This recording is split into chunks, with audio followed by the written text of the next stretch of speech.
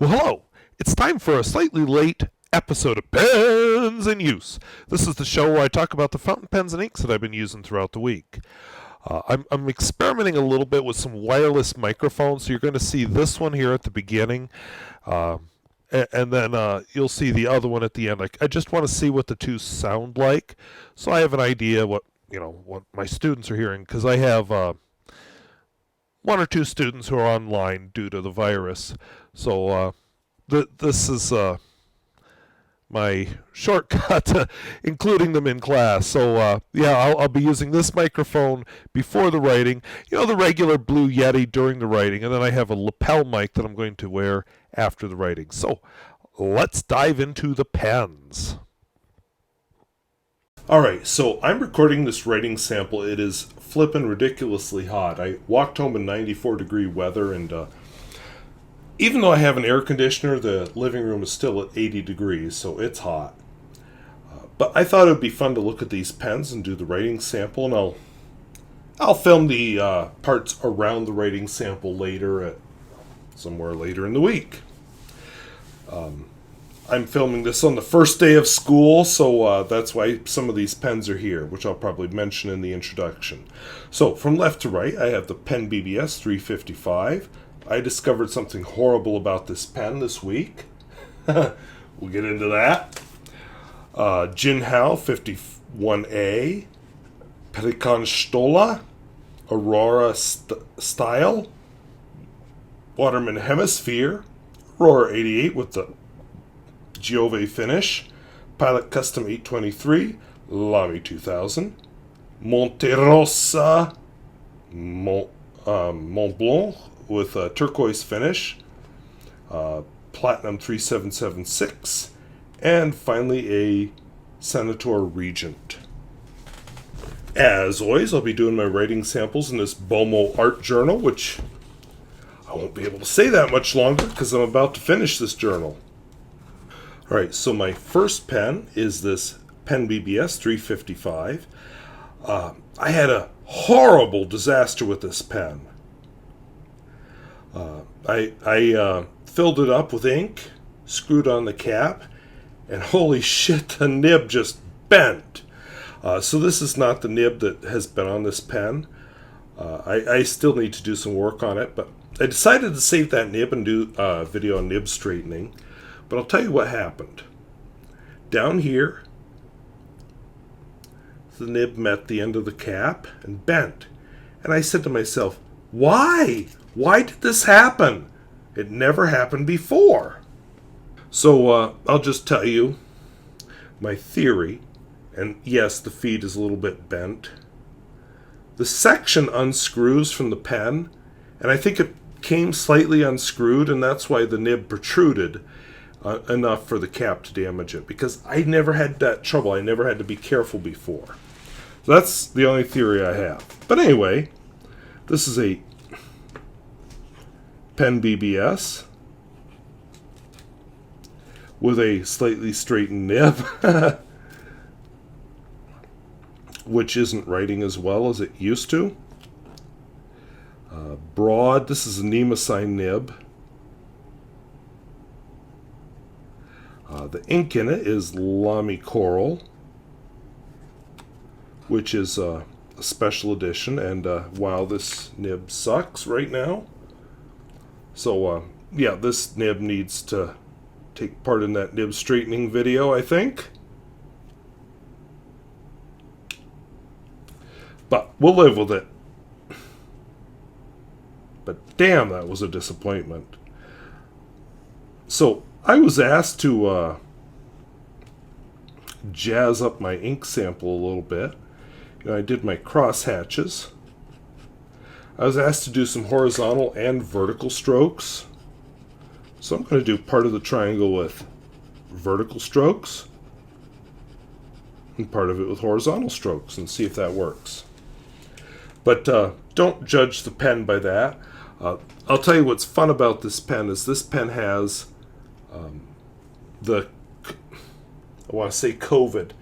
coned bulk filler filling mechanism.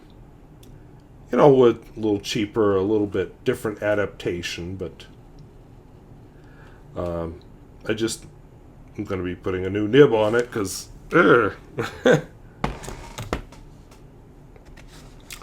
my next pen, Jinhao 51A, which has an absolutely gorgeous finish.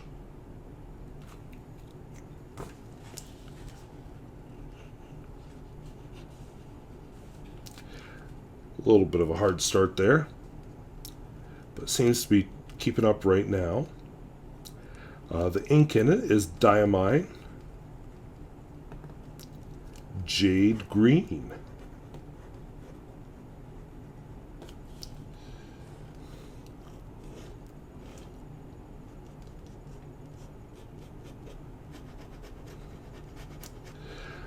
This is a really small bottle, but I just decided, I need to use that puppy up.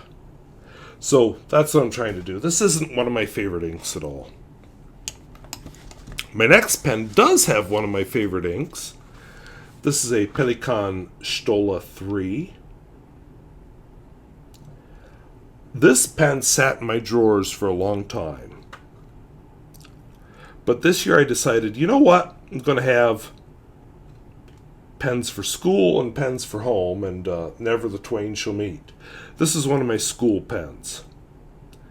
So it's going to stay at school, never going to come home. Steel nib pen. But yes, the pens at school are not like my Platinum Izumo or anything, but they're not bad pens. This is a good writer.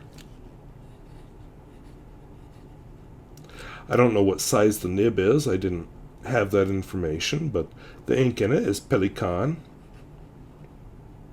4001 Brilliant Black. And this actually is a really good daily writer pen. If I didn't have so many good pens in my collection, I think I'd be writing with this one a lot.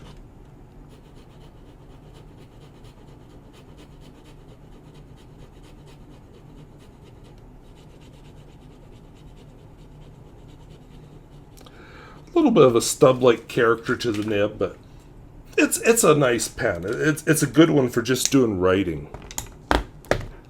My next pen, also in the At School collection, is the Aurora Style. This is a gemstone, I want to say rose gold. Kind of a retro-looking pen. But damn, that's a nice-looking thing.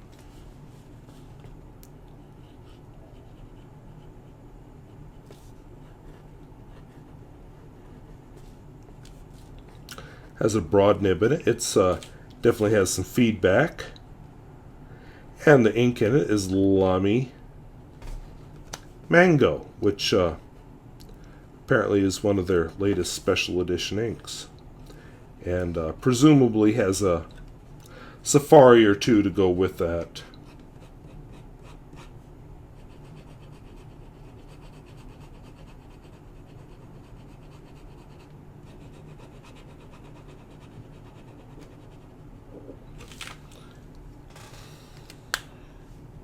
A little bit more feedback than I like, but the pen is just so much fun. I can forgive a little feedback. And my last pen that is going to school is this Waterman Hemisphere. I haven't inked up this pen in a long time, but ooh, a little bit of the finish is scratched off there.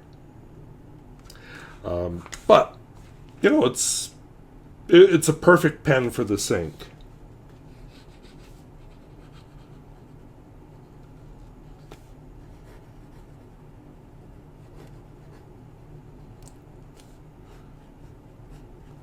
And the ink in it is Noodlers, which has 2 O's. Baystate Blue. This is the only pen I put that in. And it has definitely stained the heck out of this pen, but only stained the heck out of this pen. Not any of my other pens.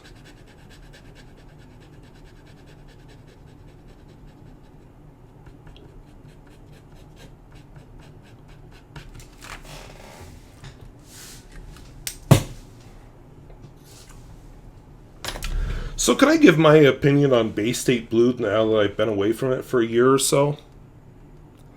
It is a really bright color. I think it's a really nice blue. But is it worth it when you put it next to all its other foibles? Or are there other nice blues that don't have all the foibles? That's the side I'm on. So those are the pens I've been using at school. I'm keeping them in a cup on my desk. I'll be honest, they will probably not run down as fast as my pens at home, so don't expect a school pens every week. My next pen is the first of my at-home pens. I just published its first impression this week. This is an Aurora 88 with a Giove finish.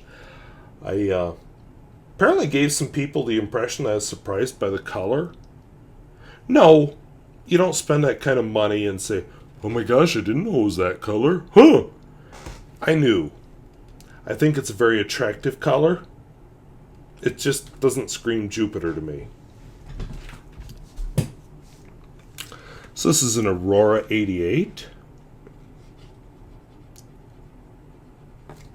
It has a broad nib on it. I'm almost through this bottle of ink. It's Iroshizuku Kon-peki. Oops, Iroshizuku Kon-peki.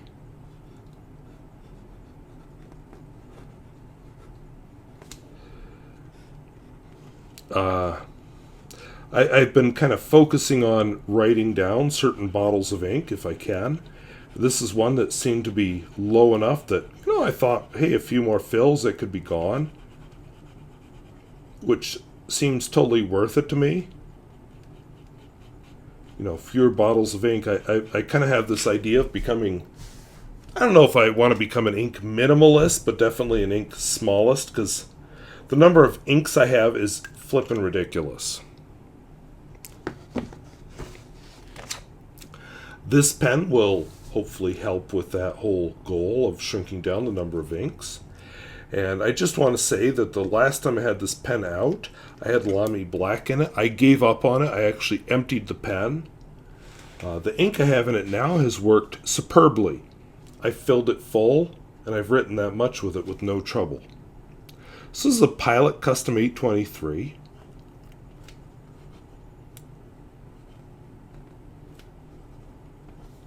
Has a fine nib, so not exactly an ink hose, but the ink in it is Iroshizuku.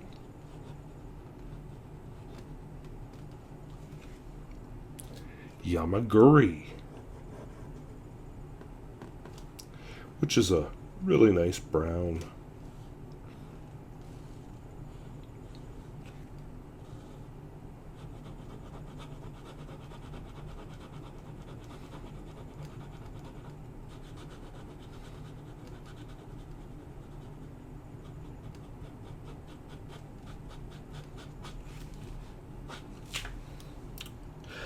Doing really messy squares this week.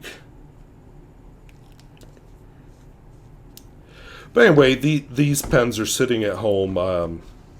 The other ones are sitting at school. I think I'm going to start filming pens in use on Sunday. So this Sunday may not see much change, because then I can bring the pens home from school for the weekend, fill them, clean them, and whatever if, as needed. Replace them maybe, and match them up with what's at home.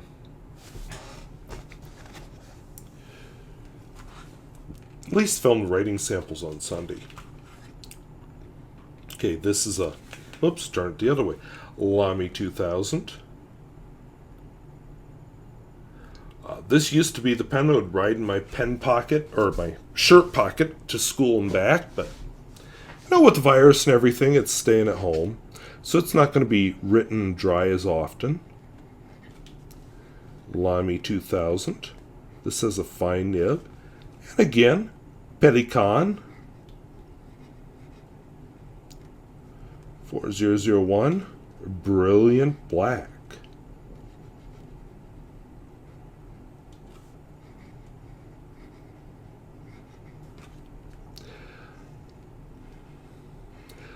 My first Lamy 2000 had a finer nib on it. This one seems a little bit too broad for a fine. But that first one I had, I dropped on the floor, nib first, and that was all she wrote. So this is what I have.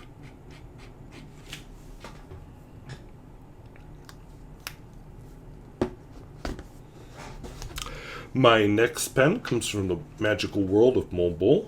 This is a Montblanc Monte Rosa Turquoise. 1960s. It has a very 60s look to it. You know, it kind of has that same aesthetic as this Aurora style. Maybe not the slanted top, but otherwise, it just... They seem so similar.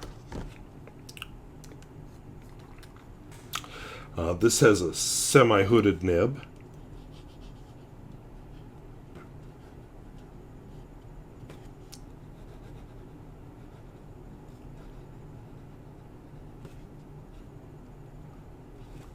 And the ink in it is Monte. No, it isn't. It is Lamy Turquoise.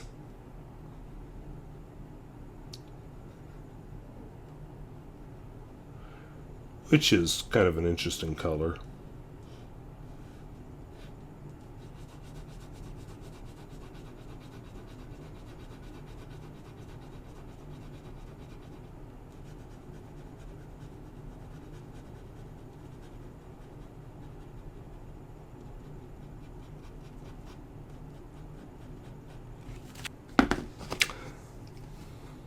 Second to last pen is this Platinum 3776. Has the Shengyo finish.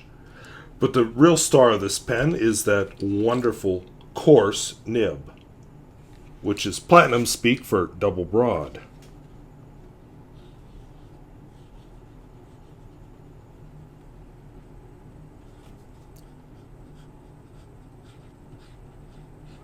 The ink in it is platinum. Carbon black. A really good, very permanent nano type ink, which means that instead of a pigment, it has small particles suspended in water.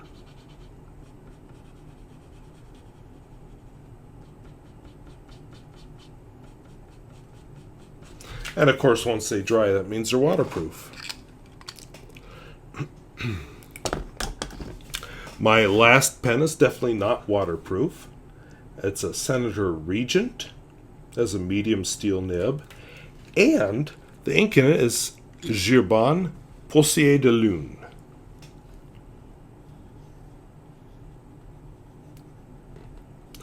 And I have to say, of all the pens I've had this ink in, I think this one handles it the best.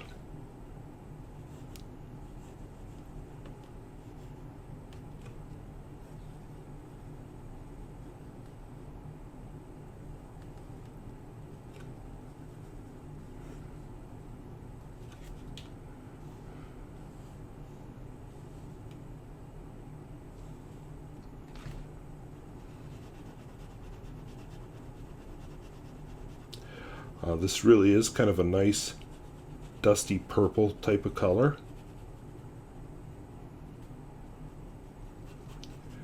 And of course the pen just feels amazing in the hand. So those are the pens and inks I've been using this week. Alright, so now I'm on the other microphone, the lapel mic, and we'll just see how the sound is a little bit different. So, yeah, don't expect to see the school pens every week. They're not going to change much. I'll bring them home to refill them when I need to, but yeah, they won't change. But I'll keep my collection of pens at home down a little bit because, you know, I don't want too many pens inked up at a time.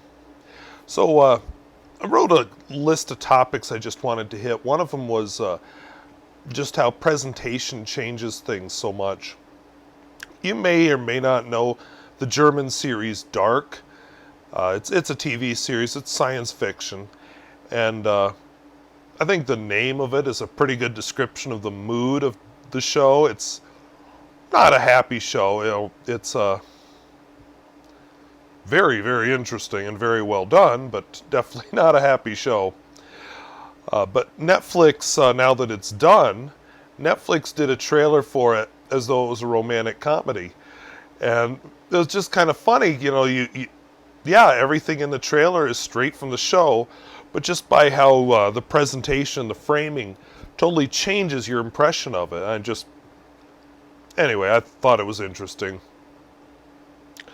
I am back in school. The reason I didn't post earlier, same thing as always happens. I just don't talk this much in the summer. And I lost my voice. So Friday was no good. Saturday was better. Sunday, I probably could have done it Sunday, but it was just my throat hurt. So I just gave it a weekend to heal.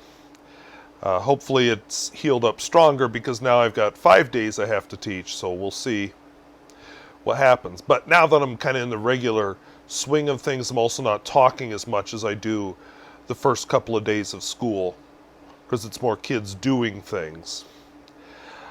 But the virus is going up in the state. We actually had a huge increase of the virus up in Stark County, which is where Dickinson, which is our local city, is located. Well, with my laryngitis, I wasn't probably going to go to Dickinson anyway because I didn't want people hearing me and thinking COVID, COVID. But I need to get my bicycle repaired. But when I saw how the cases have gone up there, I'm like, yeah, I'm just going to stay in my little county that has only 2 cases. Well, I think we're down to 1 active case now. 1 active case of the virus. Actually, the student I'm using this wireless microphone for probably doesn't even have the virus. I don't know the whole rules about isolation, but he has to stay home until a certain date. So, yeah, I'm trying to when he's in class, I'm trying to turn the computer toward the classroom so he can at least see his friends. He only hears me. There's a really loud air conditioner running behind me, and I screwed up my first recording of this, and I'm doing it again.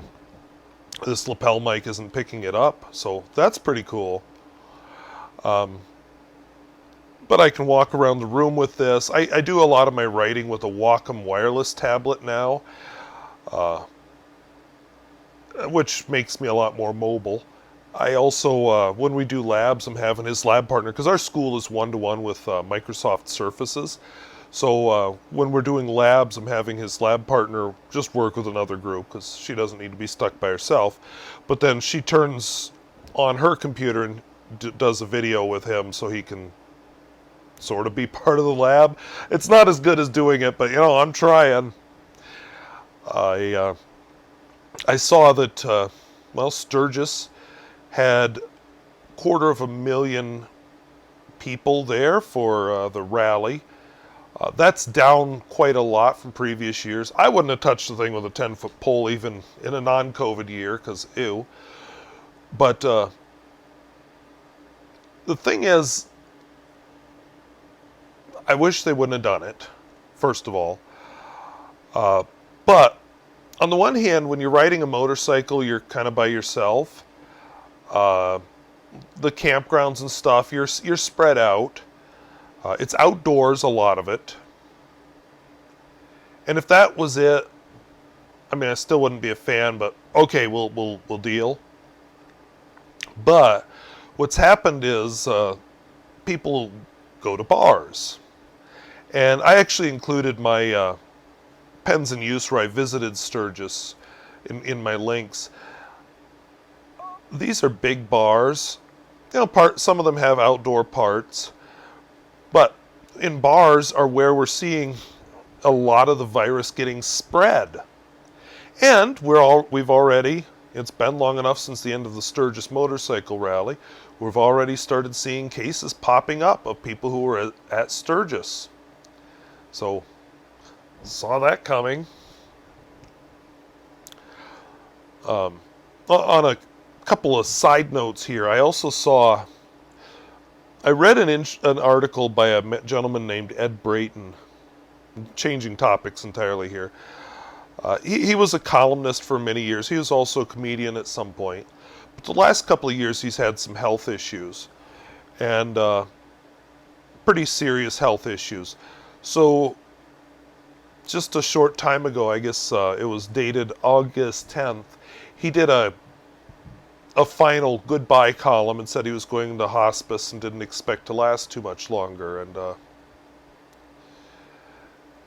I don't know, I just felt like that one was it was a good column to read. You know, this is a man who's made peace with the end of his life. And I guess I'm glad he got to go out on his own terms, as it were. Anyway, it just something I thought was worth reading. I don't remember why I titled that section of my notes "Comments Online." I wonder if it was some... Oh, yeah, some of the comments in it. You know, here's a man pouring out his heart and admitting, yeah, I'm done. And he did die a few days after he wrote that column. But I don't know. There's something about internet comments that just can be so sick. I'm pretty lucky on this channel. I posted a kind of interesting comment I got in the chat a little while ago, the community tab, sorry. But, you know, for the most part, the comments I get are pretty constructive. Some of them are silly, but, you know, whatever. But, anyway, just... I don't know why people change when they're online, because a lot of the stuff, it's like, would you say that in person? I also posted 2 articles here about Inuit youth in Greenland and another article about Greenland. I found the article about Inuit youth in Greenland quite interesting because you know, I've spent some time teaching on Native American reservation here in the United States. So I got kind of a taste of culture there. So Greenland is not for sale. Denmark is not selling it to the United States. It's part of Denmark. But has a lot of the same problems that you see on Native American reservations here. And I just found that interesting because it's a totally different country with some of the same problems.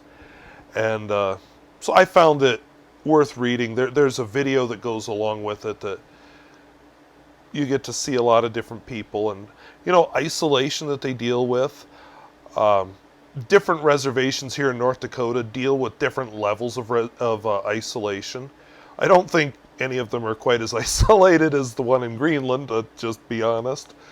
But there are some reservations in the United States that are quite isolated. I'm thinking like some of the reservations down in Arizona especially. Some of them that don't have running water or electricity yet. I mean, yipe. It's 2020. So, anyway, I felt it was worth watching. And then finally, the big topic, of course, we're back to school. This wireless mic is one of the changes. Right now, I only need to use it in one of my classes, but I can see as cases come up, I may be using it in other classes. I'm teaching with a mask every day. I've discovered that some of the masks I bought... Oh, do I have one over here? Nope, I don't. Of course not. Oh, there's one. Ah! Some of the masks I bought, yes, it's a squirrel, come with a filter in them, and they're the most comfortable to actually wear, but the students don't understand me as well. So then I have some flimsier masks that don't have the filter, but then it ends up going in your mouth and stuff while you're talking and breathing. But the students can understand me through them. So I'm kind of a horse apiece about that. I've been switching back and forth. But yeah, spending your day teaching in a mask, it's not as uncomfortable as I thought it would be. not too many students are wearing masks. There's a few. We are right now at the level we're at in this state. Masks are not required. If it goes up, then masks will be required, which is going to be interesting in a right-wing state like this. We made the high school where I teach is kind of O-shaped. It's got classrooms in the middle and a hallway on either side, and then two connecting hallways. So we're just requiring students, it's one way, just clockwise. So yeah, sometimes they have to make a couple of trips around to get to their locker and then to their class, but it's to limit contact. We had to space out seating in the cafeteria, which has been interesting. And of course, most of the teachers are teaching with masks. It just is a very different world.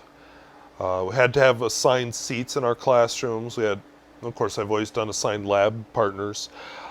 We just really had to change a lot of things because to hopefully prevent transmission if somebody has the virus. Now, the nice thing where we're at, we're not a Florida. We don't have the high numbers of cases, especially where I live. Like I said, my county, 1 or 2 cases. We did have 6 at one point, but that was mostly one family. So, our numbers are pretty low here. So we're relatively safe. So, we are kind of at those numbers where Europeans are going to school. And I think it's okay that we're doing it. What makes me nervous is what happens when it goes higher. And I'm not so much worried about it going higher here. It could.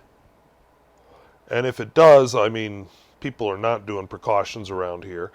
It will be quite the mess around here. But for now, we've been relatively safe. I am not going to be surprised if at some point this year I do end up teaching online. The only part I'm really dreading is the half and half, because they have a schedule where half your students are in the classroom spaced out, half of them are at home doing class online. I'm not quite sure how I'm going to handle that one if we get to that point. I have plans for if we go totally online. I have plans for if we're in person. We may go to a block schedule. There's different options. One of the options when we get to a certain level is block schedule and then 1 day online. Block schedule, for those of you not in education, that means the periods are double length, which means fewer transitions, fewer chances to contact outside your classroom. But I will say classrooms are not built for spreading kids out. Some of my classes I can socially distance. Some of my classes, no. I have... And okay, this is big by North Dakota standards, especially rural North Dakota. And my room. My room is kind of limited seating. My largest class right now has 23 kids. And so I've got 2 extra desks, but basically I had to bring in extra desks. Every desk is full. And you just can't spread them out. I could spread them back to the lab tables, but if you're a teacher and you teach, these are freshmen, spreading them to the lab tables during class when you're explaining things is just asking for trouble. Because they'll fool around with stuff. So you don't want them sitting at the lab tables. So, anyway, I got a little grief for how packed in they are, but it's like, what do you want me to do? So, and it's not just my classroom. Most classrooms are dealing with it, because compared to other schools I've taught in, this school does have smallish classrooms. Just the way it was built for another time. So, anyway, where I've been, because I missed the last 2 pens in use, I just want to address that real quick. So the first thing, I spilled water on my card. I had the 2 cards out and I knocked a glass of water over on them. And you wouldn't think water would cause any damage, but in both cameras, these cards are unreadable. So I had to get new cards, wait on that. I guess I could have done this or used a different camera if I'd been thinking about it. I was just so mad at myself for destroying the cards. But yeah, there was a way around it. I really had no excuse. It might not have been the quality I like to do, but I should have done the pens in use the 1 week. The next week, I'll tell you what happened. And this isn't a happy story. I actually had a couple of bad things happen these last 2 weeks. It's not been a good few weeks. It's, car broke down. I had to walk home from where, luckily it was in town, so, no horrible distances. Just I was on my way to grocery shop after 2 weeks of not grocery shopping because I've been trying to spread out my grocery shopping. And, the car broke down before I even got to the store, so then I waiting even longer trying to spelunk in my freezer to make meals. So it was a good challenge, but yeah, I was really happy to get my car back. Even it was just a sensor, but when you're driving a Toyota Camry and you live in the middle of nowhere in North Dakota, it's kind of hard to get parts, and it's a 20-year-old car, so bonus extra hard to get parts. But anyway, I got the car back. I immediately went grocery shopping. So then I was going to film Pens in Use. I'm trying to think what week this was. Friday it must be. I should have written my dates down, but anyway, I didn't. I just thought, well, I'll film it tomorrow. And tomorrow came and I didn't film it. And so I thought, well, I've been doing them Sunday more than I should over the summer. So I thought, well, I'll do it on Sunday. Well, guess what? That morning I checked Facebook. I don't check it every day, but I checked it that day. And there was an announcement from my aunt that my uncle had died. And you don't need to offer condolences or anything. I did not know the guy. He was my father's second youngest brother. His very youngest died several years ago. So this brother just died Sunday morning. And so it was really hot during the day, so I didn't film because when I'm using the Blue Yeti, that air conditioner is picked up by the sound. I thought, well, I'm going to talk to my parents tonight. It'll be cooler then, and I'll turn off the air conditioner and we'll film it. So I talked to my parents, and kind of in the process of having our conversation, I said, I'm real sorry about about my uncle dying. And anyway, I hope you're never in this situation, but turned out I was the one that broke the news to my dad that, yeah, your only surviving brother has died. Nobody had contacted him. Yeah, that was difficult when I realized that.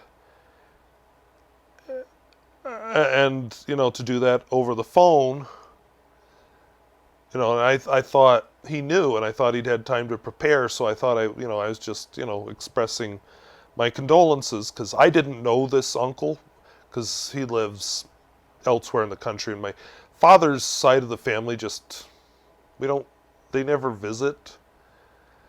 But, of course, my dad grew up with him, and like I said, my dad was the oldest. My dad is 80, and now he's outlived both of his brothers, his younger brothers, that he would have helped take care of, because, well, his father died when my dad was quite young.